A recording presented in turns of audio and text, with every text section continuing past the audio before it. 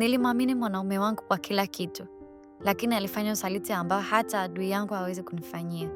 Alilala na rafiki yangu wa karibu sana, akampachika mimba alafu akaniomba nimsamahe. Nilielewa kwa mapenzi ya kweli, sio kwa sababu nilikuwa na haraka, bali kwa sababu nilimpenda na roho yangu yote. Nilimpa ujana wangu, nilimpa jina langu, nilimpa tumbo langu. Nikabeba mimba zake, nikapoteza watoto wawili, na bado nilibaki kuwa mke mwaminifu. Rafiki yangu alikuwa kila mahali.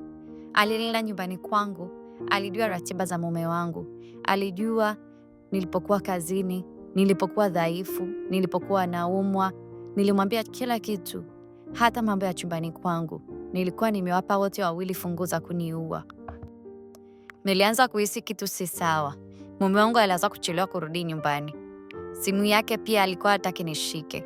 Rafiki yangu alianza kunishauri nisimulize maswali mengi. Akaniambia, wanaume ni wahovyo sana, vumilia. Nilikuwa mjinga. Siku moja nilipata mimba, nilifurahi. Nilidhani ndoa yangu kwa sasa imekamilika. Lakini wiki chache baadaye, niliharibikiwa na mimba. Nilikuwa kitandani hospitalini, nalia kimya kimya. Unajua mume wangu alikuwa wapi? Alikuwa chumbani kwangu, akimbembeleza rafiki yangu. Alikuwa tayari na mimba yake.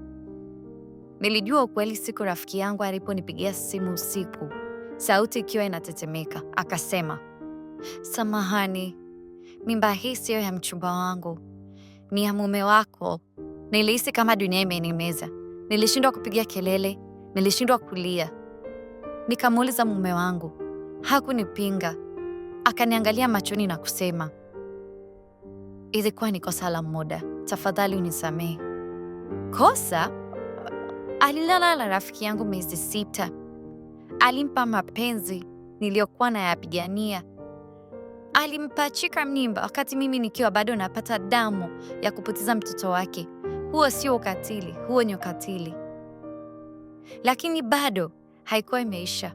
Aliniambia anataka nikae, anataka nimlelee mtoto huyo wa rafiki yangu kama wangu, kwa sababu mimi ndiye mke halali. Hapo ndipo nilipovunjika kabisa. Niliondoka siku hile hile na vitu vyangu. Niliondoka na roho iliyochoka. Leo niko peke yangu, lakini niko hai. Nilijifunza somo moja nisilolisahau katika maisha yangu yote. Usaliti mkubwa sio kulala nje ya ndoa. Usaliti mkubwa ni kumuumiza mtu aliyekupenda wakati yuko dhaifu kabisa, na bado ukamtazama machoni bila aibu. Kama hadithi hii imekufanya ushikilie kifua chako, ujue hauko peke yako. Hii ilikuwa simulizi ya maisha. Subscribe kwa simulizi nzito za mapenzi, usaliti, ukweli mchungu wa maisha.